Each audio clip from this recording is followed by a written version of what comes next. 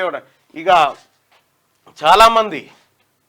చాలామంది అధికారులు ఇంకా లంచాల మత్తు వీడతలేరు.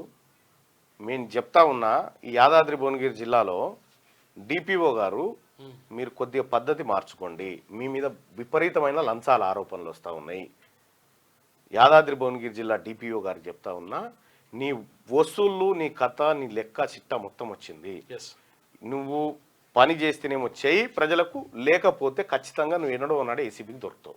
ఇప్పుడే ఇక చాలామంది అధికారులు ఇంకా లంచాల మత్తు వీడతలేరు. నేను చెప్తా ఉన్నా, ఈ యాదాద్రి భువనగిరి జిల్లాలో డిపిఓ గారు మీరు కొద్దిగా పద్ధతి మార్చుకోండి, మీ మీద విపరీతమైన లంచాల ఆరోపణలు వస్తూ ఉన్నాయి.